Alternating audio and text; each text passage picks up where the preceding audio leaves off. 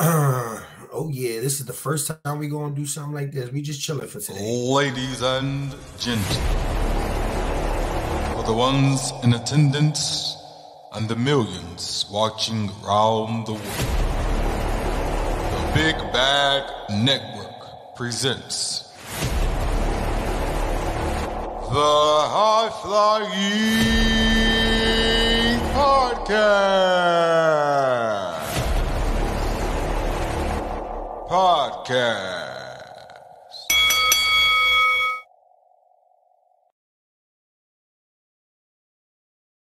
All right, ladies and gentlemen, this is the High Flying Podcast where we be drop kicking it with the boys, where we like to smoke weed, pop shit, and watch wrestling while we play the game. And today we just gonna pop a little shit, man. It's nothing, we just gonna go over what went over on the week and what's to happen, and WrestleMania is right around the corner, and pretty much just touch base on everything that we gonna do coming up. With that being said, this is the High Flying Podcast, so I expect every one of you guys that are tuned in right now going to subscribe to the channel, right? So today we are on some LA runs. All right, that's the strand of the day today. LA runs. Today is Thursday. We are almost here. Thank God it's almost Friday. I have got out of work. I'm here with you guys, and we're gonna talk a little about some wrestling. Okay. This week was it was a little weird. This game right here, since we're gonna talk wrestling, let's talk AEW gaming. How about we don't do this no more? Okay. Not really my speed right here. This wasn't really my speed. The Fight Forever was just not entered. Like the first day I got it, you can check on the YouTube. It was pretty cool, and then tried it the next day, and there was nobody for hours. Once again, check it out on my channel. I was literally streaming from about like an hour, maybe less. Couldn't find one opponent on there, so hands down worst game of wrestling that I've ever played. Real arcade-ish and stuff like that. So if you have not tried the AEW Fight Forever, it's not worth it. So skip for me. But yeah, ladies and gentlemen, one of my favorite segments of them all, Dark Side of the Ring. Yes, I love this. The segment of there, it's pretty much like I said, it's just like my favorite to watch of all times, because it's just the shit that goes on there, guys. The stories that you hear, like, I never knew that Brutus was the disciple. I didn't know that Tensa was Goga. I didn't know that Gordy was the executioner. Like, these shits are mind blowing. So just a real quick recap. Dark Side of the Ring, we're on our 4th episode with Dark Side, and basically we're going over the story of Brutus the Beefcake Barber. And off the bat, I'll let you know that I wasn't really trying to be interested in this one, because it just, for me, it was like the lack of respect for the man. Off gate, like they were calling him, like, Terry, aka Hulk Hogan, flunky, bag boy, a bunch of shit, man. And it was just kind of like, ugh, and then you was hearing the stories, and he had an off day, and he was just like, fuck it. He's gonna ball out on his off day and have a whole bunch of shit going on. Threw a big ass barbecue, and in the barbecue, girl was parasailing type shit, and fucking knocked dude's face off. And you know, it was saying that how his top face was just hanging on the bottom of his face, and yeah, it was a lot. Like, it was a lot, but it was one of those stories where it was like almost like the Buff Bagwell.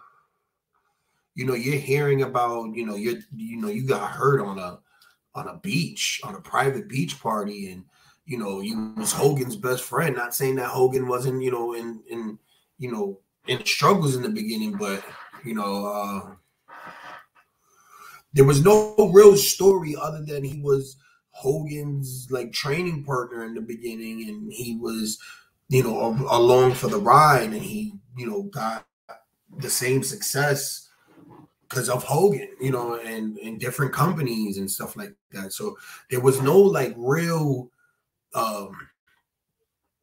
like when I was listening to it, there was no like me getting into it as far as like leading up to it. But once it got into like him, you know, where they broke his face and they had to do surgery and shit like that, it was like wow. You know, I would say that with the last two, right? Well, not the last two, but with Bagwell and with Brutus, I'm gonna say I don't like these because you had dudes that were pretty much entitled, or like they felt like they were entitled to certain statuses because of who they knew and what was their history. This was a lot similar. Like towards the end of the story, you kind of hear Brutus saying like, "Oh, I had it fucked up. I had it fucked up." But like, dude, it sounds like you were living a great life. That's what it sounds like. I'm not saying that it's, you know, everything that it glitz is glamour, but bro, like you was Hogan's best friend, and I don't know if it was that he was trying to get that, you know, that sympathy from us, and or maybe Hogan, because Hogan turned his life away to the shit that he's on. So maybe he was trying to just look a little more, you know, to Hogan. I don't know. But all I know is that when I heard his story, all I heard was you getting placed somewhere in these areas and people knew why he was there. Or, you know, people, you know, you had gimmicks over gimmicks over gimmicks, and, you know, getting repackaged, and then you go and you work hard and you did your thing as the disciple, which blew my fucking mind. But it just really kind of, it was one of those things where it was just like, what the fuck? Like, what does this dude, like, what? You know what I mean? And his wife, with the throwing Hogan under the bus, with basically calling her man his little doja, you know what I mean? Like his little, his crash dummy. Took a lot away from whatever Brutus was doing. It didn't seem like he was a good worker. It didn't seem like any of his gimmicks were, other than the beefcake, and that's pretty much it. I didn't see anything that was that stood out. You know what I mean? So I liked it, but at the same time, it was like this one could have maybe been later. You know what I mean? I'm not gonna lie. This Dark Side of the Ring season, it started out strong. No, because the earthquake. I'm not gonna say I don't like these stories, because it definitely made me a Terry Gordy fan. I'm not gonna lie. I became the biggest Terry Gordy fan. I went back. I watched all of his matches. He is the inventor. I'm not gonna say the inventor of Powerbomb, but he made the Powerbomb look good. That was his shit. You know what I mean? Like Terry was like, he was like if Bradshaw was good. Like, you know what I mean? I'm not a fan of this Dark Side of the Ring. So you know, the producers, maybe it's the stories they're running out.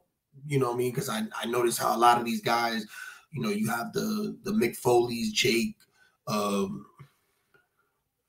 you have the same people telling everybody's story, and it kind of almost looks like they did a few episodes for a season and decided just maybe to cut them up and, you know, place them around. And I really believe that season 4 is going to be the best Dark Side of the Ring. You know, season 4 is where you get everything, and everything was good.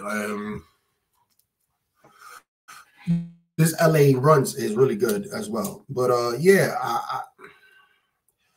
we still got 6 more episodes to go. And remember, you get those episodes every week right here on the High Flying Podcast. It's a little late because, you know, the way that it's set up, and like, I guess like if I would put it up as soon as like it gets took down or something, I don't know. I really don't know. I'm gonna say this is I'm gonna put the Terry Gordy, John Cena, Buff Bagwell. No, Buff Bagwell is probably, yeah, he's so far, yeah. So it's probably Gordy, Tensa, Beefcake, Bagwell. I forgot who's the next Dark Side of the Ring. Who's the next Dark Side of the Ring story? Yeah, so I'm not too sure who's gonna be next. But they need to come with something a little bit more. Where here's the thing. These episodes haven't really been dark to me. The John Cena, it was dark because he kept the secret from everybody. That wasn't really dark to me. You know what I mean? His story wasn't really he was a good guy. He did what he was supposed to do, 9-to-5 worker, and just, you know what I mean? He didn't bitch or complain, and, you know, he went out the way he went out, and nobody showed him love. Bagwell was just a rich, entitled kid. Gordy was a rock star, and Beefcake was a rock star that, you know, he wasn't even a rock star. He was a flunky. He was a bad boy. So I don't know if these things are. I would say yeah. I was gonna say, are they damaging these wrestlers? But no, they're making me want to know more about these wrestlers. You know what I mean? Where I can see Terry Gordy. Like, I didn't like the Terry Gordy with with Michael Hayes in them, with the Freebirds. I didn't like Gordy when he was with the Freebirds. He was the enforcer of the Freebirds, and I liked his style, but I didn't like him. When he got with Dr. Death, that's when he became that guy. And you know, it made me look into a person. With Beefcake, I knew about Beefcake because I grew up around, and, you know, I seen the Disciple and Beefcake and, you know, Zodiac, and I seen all these dudes, and, you know, I just know more now of his and Hogan's relationship and the part that he played to get those parts. It just kind of pieced all the missing links. So Dark Side of the Ring, you know what I mean? It's a hit and miss. It's a hit and miss. What are you gonna do? You know what I mean? I guess you know, they try to get as much as they can and fit as much as they can in within the hour that they got, the 44 minutes that they get. And for the most part, I mean, I'm tuned in every week, so they doing a good job anyway. So the LA Runs and me say good job on that. And remember, guys, this is where we come to smoke weed, pop shit, and talk wrestling. All right, we play the game every now and then. If y'all want to get it smacking and Madden or 2K20, whatever, we could do that. This is where we pop shit, bro. Nobody gets offended because I seen some dudes on the chat and in the comments how they unsubscribe because of the Vince McMahon shit. This is the problem with the era of internet. See, I can go and make these rants and voice my opinion about the dark side of the ring, but I don't give a fuck about the dudes that make the shit. You know what I mean? Like this is their version of how they want to put it out. If I don't like it, hey, it's okay. Somebody's gonna like it. Obviously, even when I don't like it, I you know what I mean? You don't have to be so cruel. Like the internet is such a cruel place, and I was a person that I was cruel, but people were just unnecessary. You know what I mean? This is wrestling. You know what I mean? Everything is kayfabe. Everything is you know what I mean? Nothing is for real. So we come here to have a good time. The High Fly Podcast, we love to smoke weed. We love wrestling. We love the politics. We love gaming. We love doing shit like that. So everybody that's with that, please subscribe to the channel, man. Subscribe every day. Subscribe and fly, baby. Shouts out to the Top Floor Boys out there in Indiana. Yes, out there in Indiana at the Squared Circle Expo. I was supposed to go out there, but I decided not to. I just sent my items. So if you see a couple belts missing in their cases in the background or something like that, I probably sent out a few of those. So shouts out to the Top Floor Boys, Phil, Timothy out there doing their motherfucking thing. So be on the lookout for them. They'll be the dudes with all the belts and figures going around, say hi or something. You know what I mean?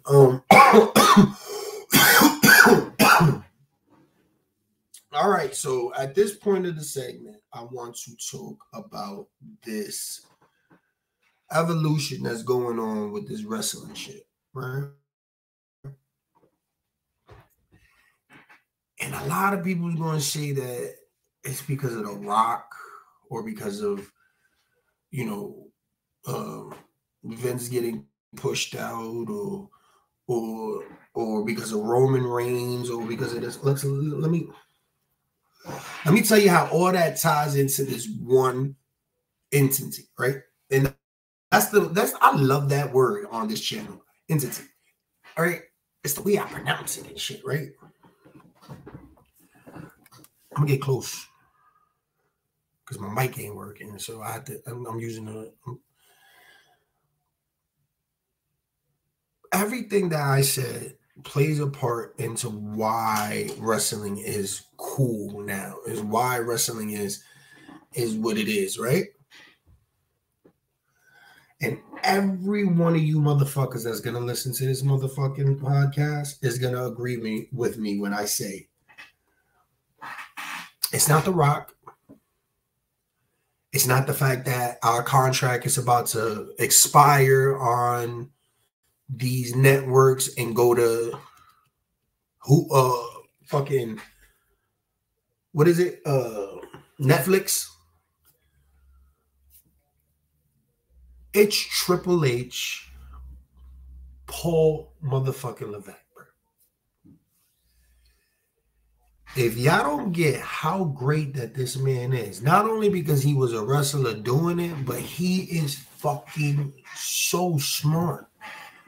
He is a student of the game. He made his relationships coming up. He was one of the best fucking to do it. He's the coolest motherfucker ever to do it. And Triple H is just on God mode when it comes to booking and just selling the WWE. Because we have had proof where Vince McMahon came and had it and dropped it off to Triple H for a little while, and it was fire. Then he came back, then it drowned, and then Triple H came back and made it even better. This is not a no-brainer. This is a no-brainer right here. Like, it's nothing else. It's not that these superstars are great. These are great people, and you know, other than Johnny Gargano, Triple H has not fucking missed. When he did the hit Rhodes situation, he was going. I think he was going off for momentum. All right, he's had a couple fuck ups. I'm not gonna lie, he's had a couple fuck ups, but I think it's because with the roster that this motherfucker got, and with everything going on, right? How can you do everything with everybody? Shit switches on the fly, everything, and Triple H is doing it off of his name. And yo, I feel in the bottom of my heart that some of these dudes go extra hard because it's Triple H, because it's Paul Levesque. Like Triple H was the man when he was Hunter Hearst. Since he was Hunter Hearst Helmsley with an attitude, then he became Triple H. Then he was DX. Then he was the head of DX. Then he broke away from DX. Then he was the king of, you know what I mean? He just had so many eras. And then when he played the background, it's like you still that dude.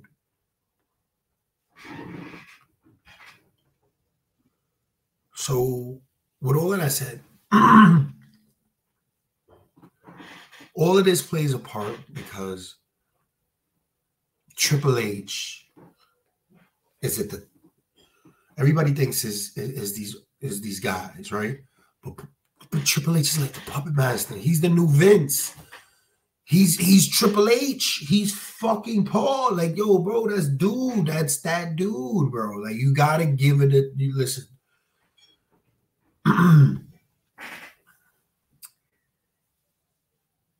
If this was still under Vince,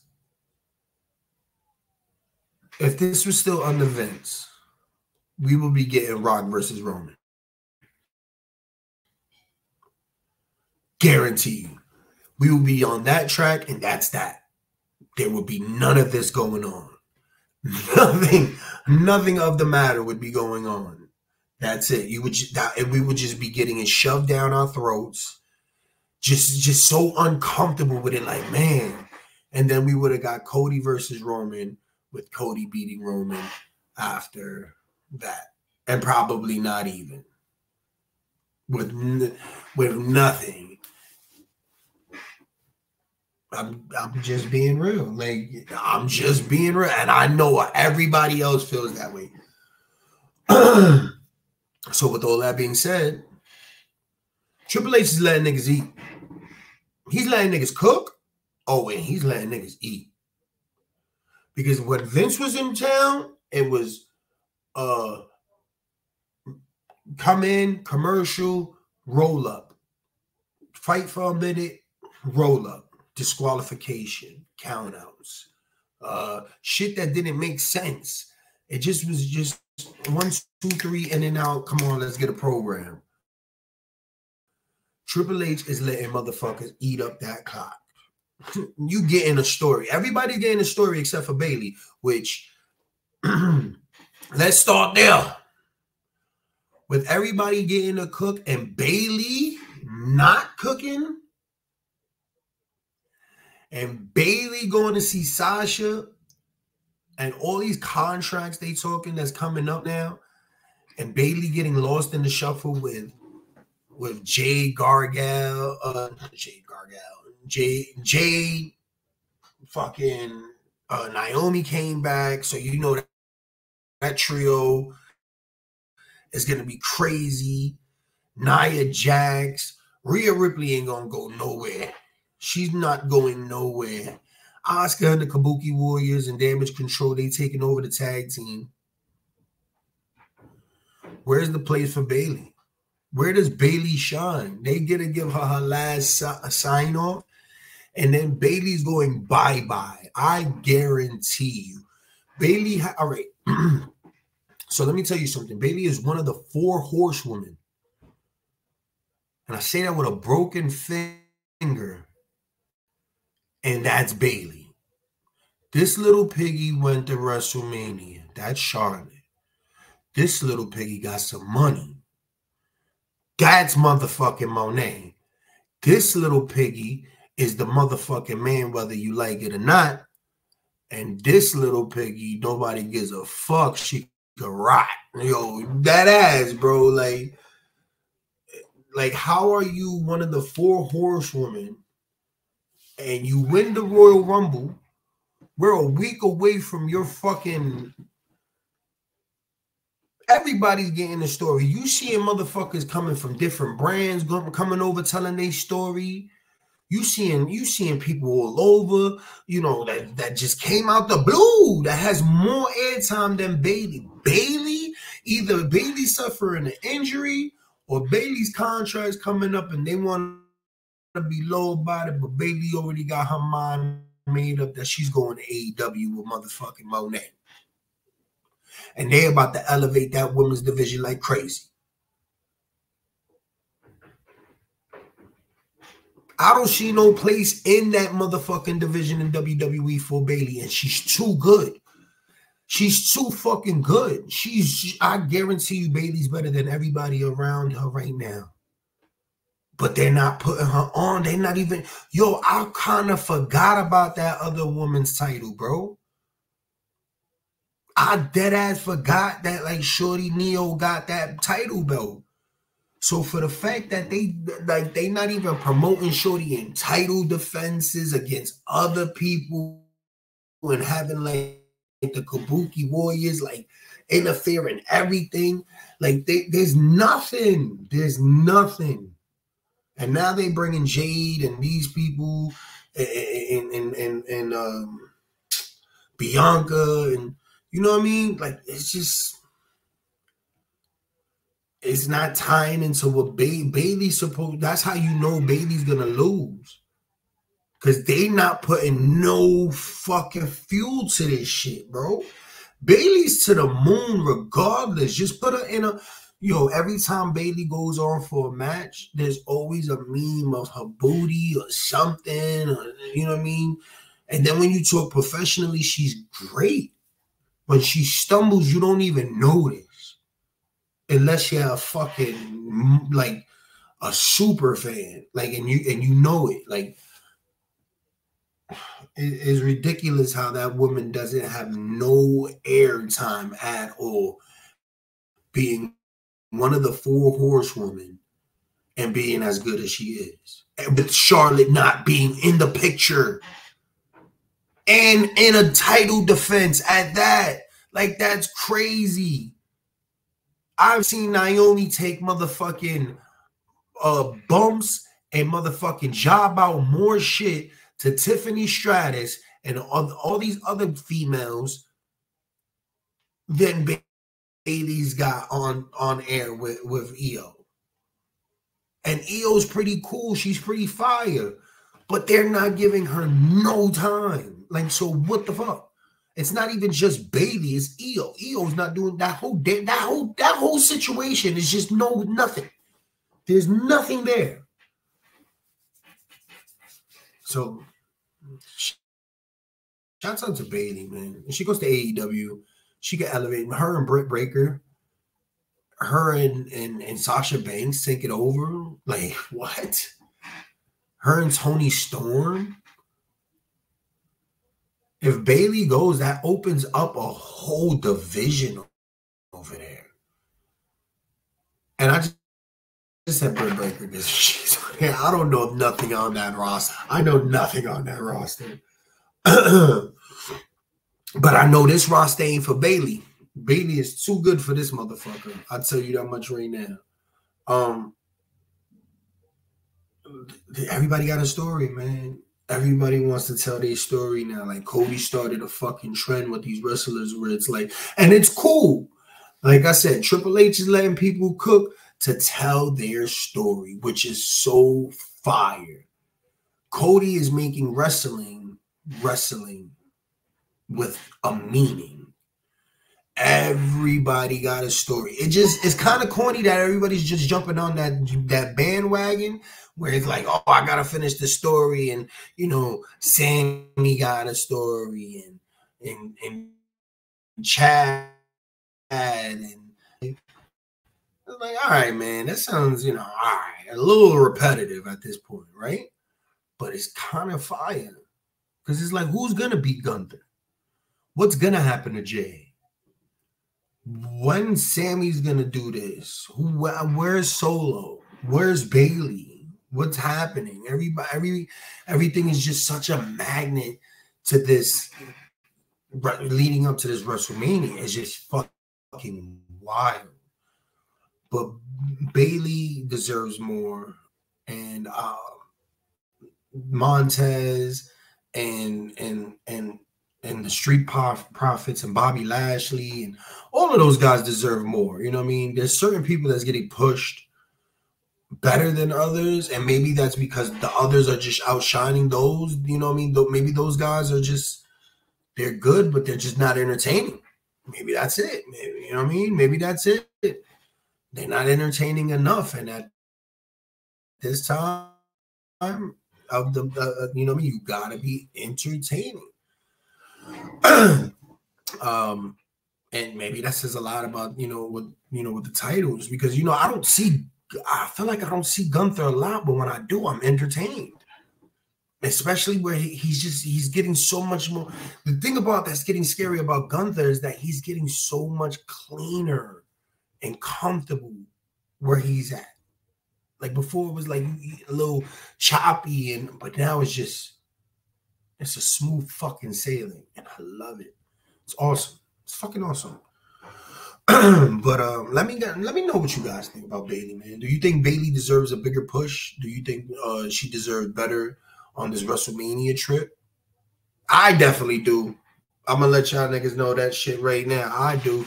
Solo Sikoa losing every fucking match since John Cena's crazy.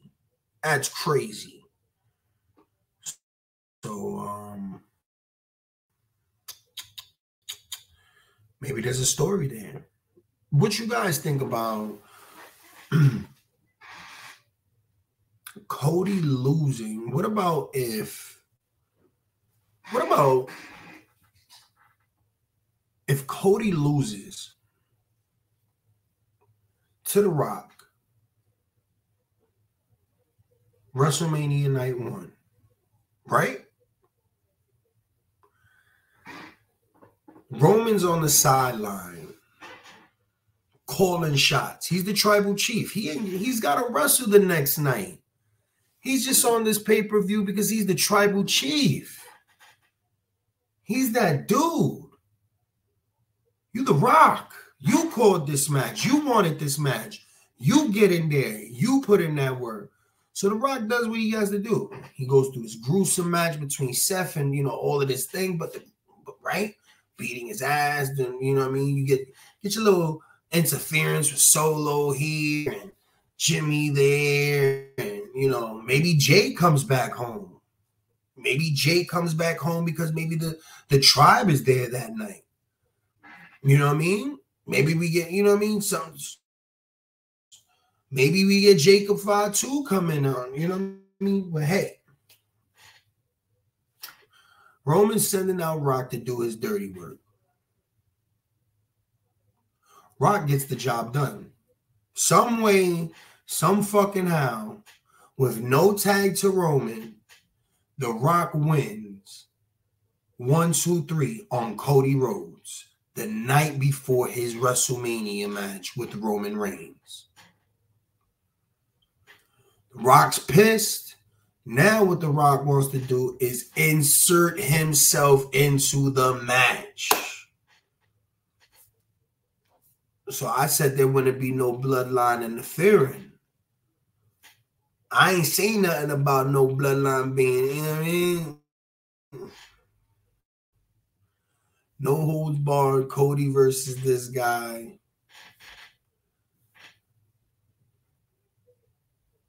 Cody pins The Rock the next day in the triple threat match. Not beating Roman, not pinning the tribal chief, but pinning The Rock to finish the story of the final boss. The Rock is the final boss. So you got to beat The Rock to be champion. I'm just freestyling right now because this shit sounds pretty legit. And I think I would be pissed at that. I don't know. I don't know because you can't beat Roman. You can't beat Roman. So that's where you get the Roman versus The Rock to face Cody, where you get the belt back on Roman. I'm kind of scared because that's the only way they can get out this. With putting the title on Cody.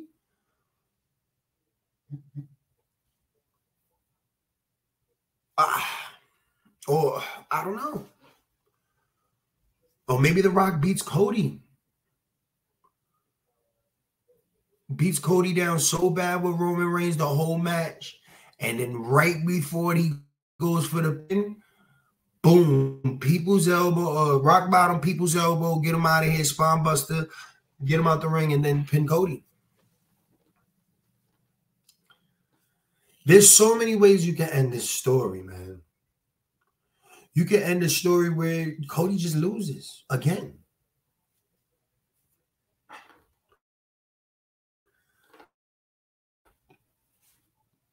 Cody just loses. That's it. Like, yo, you got to understand. He said he's going to finish the story. He didn't say when.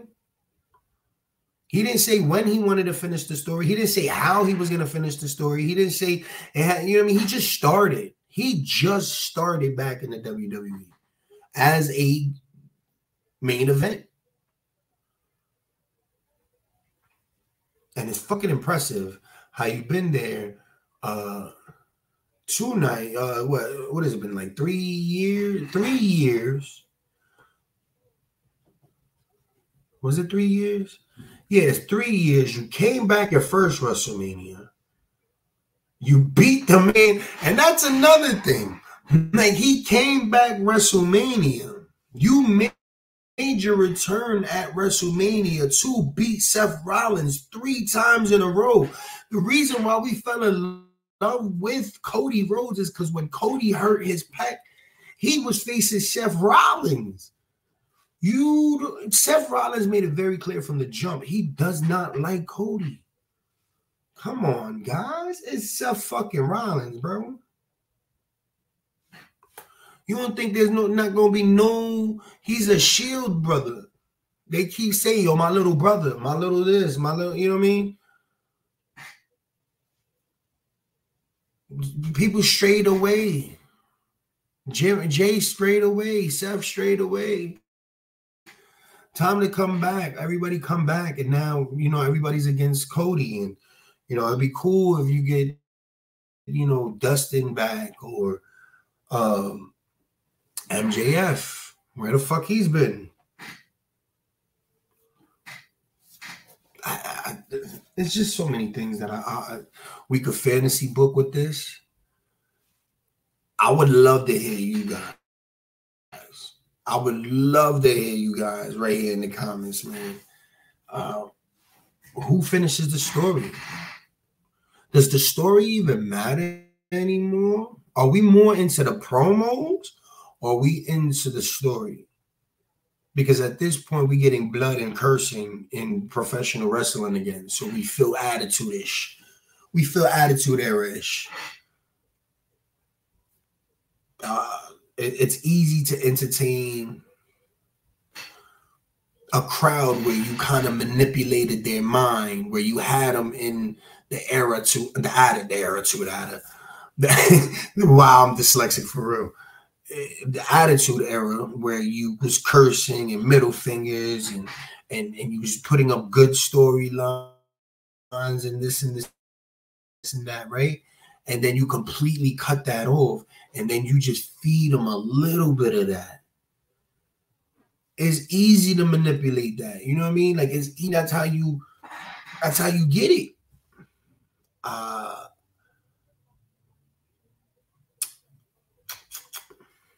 think Cody wins if it's some bullshit involved. Cody doesn't win clean. Cody doesn't. I don't think Cody walks out. But if you have to put the belt on Cody, that's the way you do it.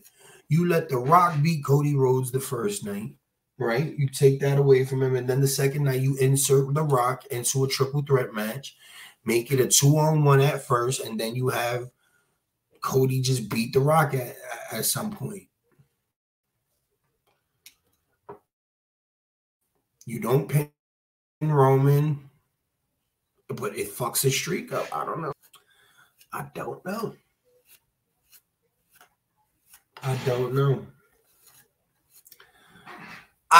It's just I would love to know how you guys book it, because there's no way for it. I mean, you can Rhea Ripley, you know where you're going with that. With the tag team titles, who cares? You know what I mean? But it's like this story is just so I'm so invested in it. I think it's because everybody knows their lane. You know what I mean? Like, everybody knows their lane. Everybody knows that with Rhea Ripley, she's on top. She's main dog. But everybody that comes close to her is just trying to make her look better. See what I'm saying? And then that's the women's division. With Gunther, it's like, it's not even so much of Gunther being elevated, it's that title. So we're not seeing Gunther all the time. We're not hearing about Gunther all the time. But when we do, it's because of that title. With Roman, it's like, yo, you putting on for the team, bro. You putting on for the fan. Like, you letting your fan, you building a legacy, and there's nothing that can go against this legacy. If the only thing that could break the bloodline, it would be the bloodline. And you know, I feel like this is like one of those NWO DX moments where they go milk this shit. This is GTA on steroids, okay? This is GTA 5 on steroids. They're gonna milk the fuck out the bloodline. What, we on our 4th year of the bloodline era? Come on, man. They making too many teas. They got a tea every week. If I bought my girl a Uso shirt every time they dropped, she'll have more teas than all my memorabilia put together. It's crazy. So it makes money. It's a money brand. It's a brand. So it's kind of hard to say that it's going to stop right now, especially when with it being so close to Hogan's record. Like, why would you want to stop? How can you stop? Why would you stop? Unless you have to, why would you? That's all I'm saying right there, guys. But how do we finish the story? All right. So with the Roman Reigns situation, we could kind of feel it where it's coming to an end. It's gonna get very close to an end. It's coming, or they could just be pulling the sheet over our shits and just making it interesting for another 2 years. But at this moment, we feel like there's a threat to this. You know what I mean? And that is the point. That's the whole point. So whose story gets finished at WrestleMania 40? Is it Roman? Because this man is going to, he has done 9 WrestleMania main events after next week, which surpass Hulk Hogan. So after this week, after next week is over, Roman is officially top dog forever.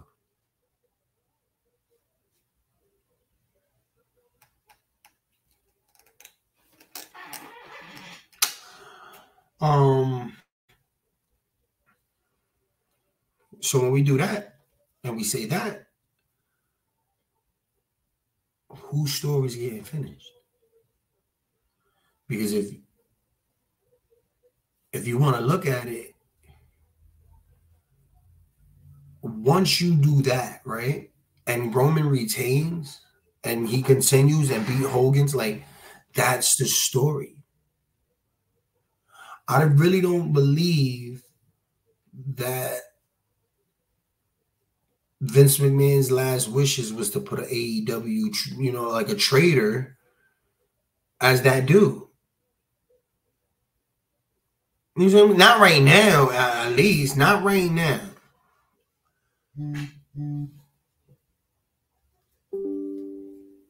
But yeah, you know what I mean? Like, I really believe this story's about Roman. That's why they brought The Rock, and they're trying to make it a bigger thing. Like, oh, and they're trying to make it all about The Rock. It could be that's what they want. They want it. It's like the magician that he's doing all of this shit, and then he's really all, you know what I mean? He's back there doing all. They're pulling that trick, and motherfuckers is just like, oh my God, he's overshadowing Roman. No. If you think that, now if it's that, then that's some Vince McMahon shit for real. That motherfucker still booking some shit. But if it's WWE now. This is the first WrestleMania without Vince McMahon, which is fucking crazy now that I just said that out loud. That's almost one of those moments where you're like, oh my God, like, holy fuck. Like, and it hits you. Like, that shit just hit me in my gut. Like, damn, I just remember that motherfucker. Wow. That's crazy, man. But yeah, that's my take on it, man. Roman for the win. I know I said Cody, but Roman for the win, because I don't see the tribal chief not beating the immortal Hulk Hogan.